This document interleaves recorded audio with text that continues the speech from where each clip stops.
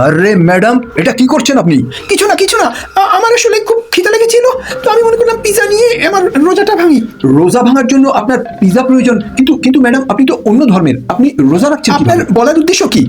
মুসলিম না হলে কি রোজা রাখা যাবে না? যাই হোক না কেন ম্যাডাম, রোজা ভাঙার সময় হয়ে গিয়েছে। ইফতারির জন্য আমার কাছে এক্সট্রা পিজাও নেই যে আপনাকে দিব। আরে ভাই, তুমি এত দেরি করেছো কেন? আমার পিজা অর্ডার করেছিলাম রোজা ভাঙার জন্য। আরে আল্লাহ, এখানে সব বিধর্মীরা রোজা রাখছে, হচ্ছেটা কি? আরে ভাই, দাঁড়িয়ে দাঁড়িয়ে দেখছো কি? আমার পিজাটা আমাকে দাও, আমাকে ইফতারি করতে হবে। জি জি স্যার, আমি দুঃখিত। আপনি শুধুমাত্র এই অ্যাপের মধ্যে একটু ডেলিভারিটা কনফার্ম করে দিন, আমি এখনই দিয়ে দিচ্ছি। আরে আরে, ও তো তোমার পিজা নিয়ে পালিয়ে যাচ্ছে। আরে ওহ, এর কি এখনই পিজাটা নিয়ে পালিয়ে যাওয়ার সময় ছিল? এখন রোজা ভাঙার সময় হয়ে গিয়েছে। এই স্যারকে আমি কিভাবে এখন পিজাটা ডেলিভার করব? স্যার, আমি খুবই দুঃখিত, ওই মেয়েটি পিজা নিয়ে পালিয়ে গেছে। পিজাকে ছাড়ো, আগে বলো তোমার এই ব্যাগের মধ্যে কি?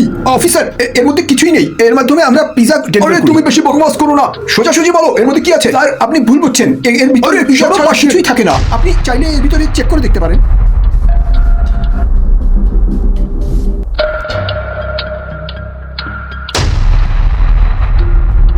আরে এই টাকাগুলো কোথা থেকে এলো তোমার কাছে? স্যার, এই টাকাগুলো আমার নয়। আরে মিথ্যা বলো না, এই টাকা যদি তোমারই না হয় তাহলে এখানে কোথা থেকে এলো? এটা এটা আমার আমার না স্যার, এটা আমার টাকা। এগুলো আপনার টাকা? তো তো এগুলো এখানে কি করছে? স্যার, এই টাকাগুলো আমার পাঠানোর কথা ছিল এক বন্ধুর কাছে, তো আমার কাছে কেউ চিন্তাই করে না নেয়, এজন্য আমি ডেলিভারি বয়ের সাথে কন্ট্যাক্ট করেছি, সে যাতে এটি পৌঁছে দেয়। তাকে কিছু টাকা আমি দিতাম। বাহ, খুব ভালো পদ্ধতি শিখেছেন টাকা এক জায়গা থেকে এক জায়গায় পাঠানোর জন্য। তবে মনে রাখবেন, টাকার বদলে যেন অন্য কিছু আবার পাঠিয়ে দেন না। আপনাকে অনেক অনেক ধন্যবাদ, আপনি আমাকে সাহায্য করেছেন। তাহলে আমি আগে টাকাগুলো আপনাকে দিয়ে দিই। আরে এই টাকাগুলো আমারও নয়, এই টাকাগুলো তোমারই টাকা। স্যার, এই টাকাগুলো আমার নয়।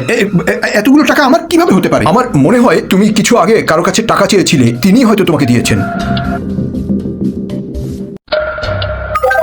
হ্যালো, হ্যাঁ, আর একটি পিজা ডেলিভারি বাকি আছে, ওটি ডেলিভার করেই আমি আসছি, একসাথে ইফতার করব। আসার সময় কিছু খাবার দাবার নিয়ে এসো, ঘরে খাবারের কিছুই নেই। আরে বিবি, আমার কাছে তো টাকাই নেই, আমি কিভাবে খাবার কিনে নিয়ে আসবো এখন? আমি এসব জানি না, যেখান থেকে পারো সেখান থেকে ব্যবস্থা করো। আরে আমার কথা তো শোনো। ইয়া আল্লাহ, আমি শুনেছি আপনি যখন দেন আপনার গায়েবী খাজানা থেকে দেন, আপনি আমার জন্য কিছু একটু ব্যবস্থা করুন।